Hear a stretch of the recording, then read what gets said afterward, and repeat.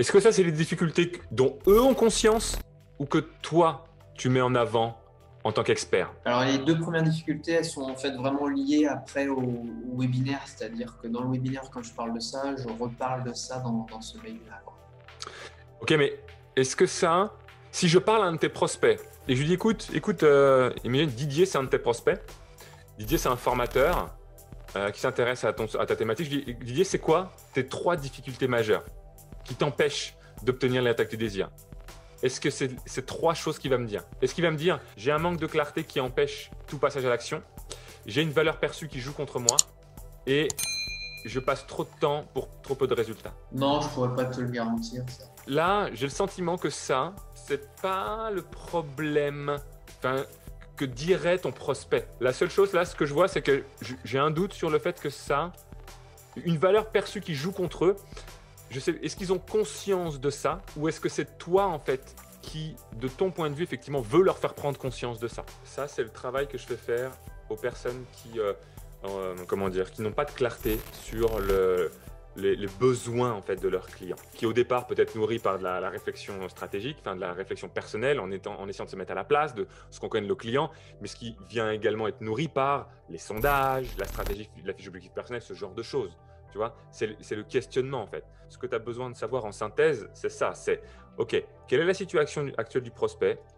Quels sont ses problèmes, ses peurs, ses frustrations? Quel est le résultat qu'il désire atteindre?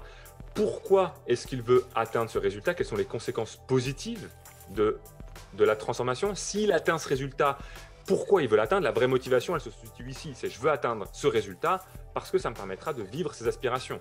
Je veux perdre 35 kilos parce que ça me permettra de retrouver un corps dans lequel je me sens bien, de remettre des habits que j'adore, de me sentir plus confiante, de me trouver séduisant et ce genre de choses. Ok, la situation actuelle, pourquoi c'est un problème?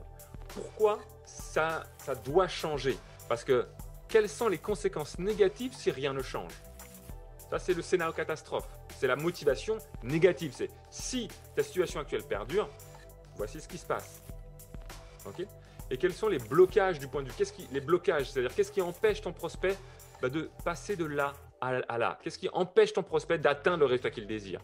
Qu'est-ce qui empêche ton prospect de son point de vue et du tien, de différencier de ton point de vue d'expert et du point de vue en fait du prospect? Et quelles sont les fausses solutions, les solutions alternatives?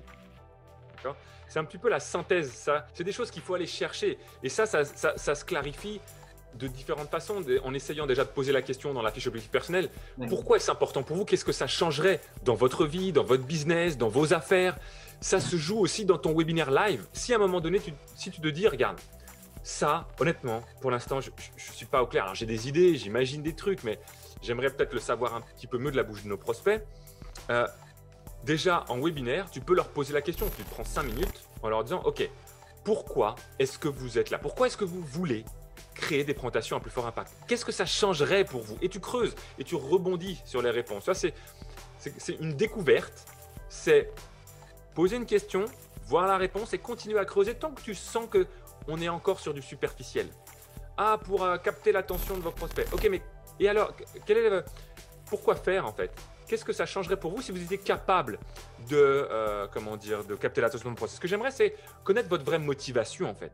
Parce que, par exemple, il y a beaucoup de gens, des entrepreneurs, quand on leur demande pourquoi est-ce qu'ils veulent plus de clients, ils disent pour avoir plus d'argent. Ok, mais plus d'argent, pourquoi faire? Je connais très peu d'entrepreneurs pour qui avoir plus d'argent, c'est la motivation ultime. La plupart, ils s'en fichent d'avoir de l'argent sur leur oreiller. C'est pourquoi faire? Est-ce que c'est pour voyager? Est-ce que c'est pour aller au restaurant toutes les semaines? Est-ce que c'est pour dépenser sans compter? Pourquoi plus d'argent? Vous voyez ce que je veux dire? Donc vous, dans votre cas, pourquoi est-ce que vous voulez capter l'attention de vos prospects? Qu'est-ce que ça changerait pour vous? Qu'est-ce que ça changerait en termes de finances, en termes de temps? Tiens, on va aller chercher l'info. Et pareil, quand tu es au téléphone, ce sera encore plus facile pour toi d'aller chercher cette info. D'accord? Parce que quand tu auras les gens au téléphone, leur dire « Ok, en quoi est-ce que c'est important pour toi? En quoi ça changerait ta vie d'être capable de réussir ça ?» En discutant avec les gens au téléphone et en leur posant la question directement, eh bien, tu verras que là, ça sera plus facile de répondre. Et il faut être en mode exploration comme un journaliste en posant la question. tant que tu sens que tu dis, ok, mais ça, est-ce que ça c'est vraiment le résultat final, ou est-ce qu'on est encore dans le superficiel? Une session de stratégie, ça consiste à découvrir l'île du plaisir, enfin, accueil et recadrage, découvrir l'île du plaisir et découvrir l'île de la douleur. D'accord? Et les questions, c'est par exemple, ok, que serait pour vous la situation idéale dans 6 mois? Quel résultat concret aimeriez-vous obtenir dans les 6 prochains mois?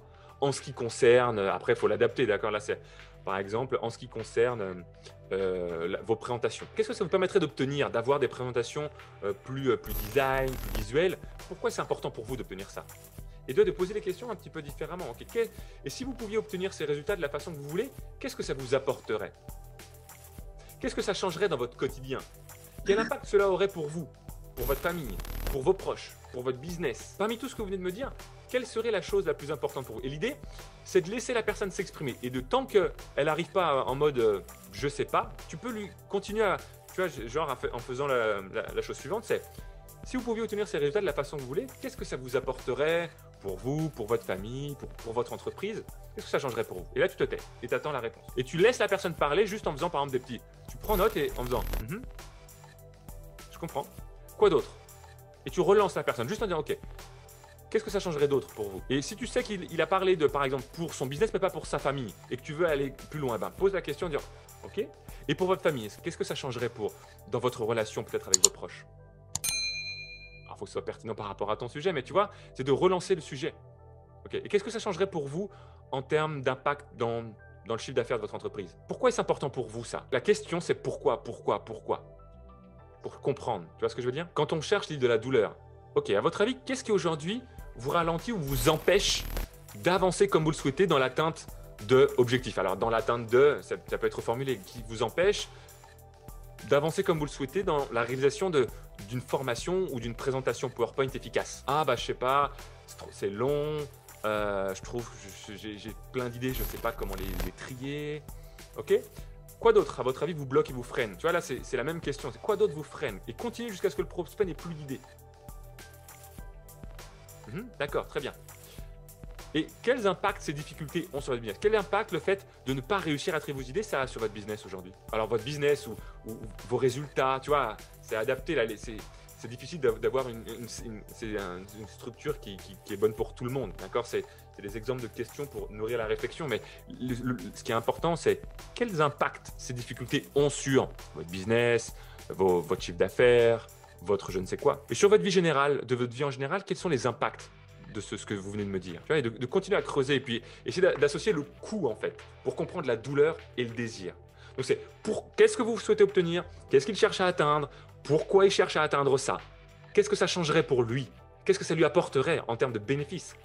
Qu'est-ce qu'il espère vivre? Qu'est-ce qu'il espère de mieux en fait qu'aujourd'hui? Qu'est-ce que ça lui permettrait de faire qu'il ne peut pas faire aujourd'hui?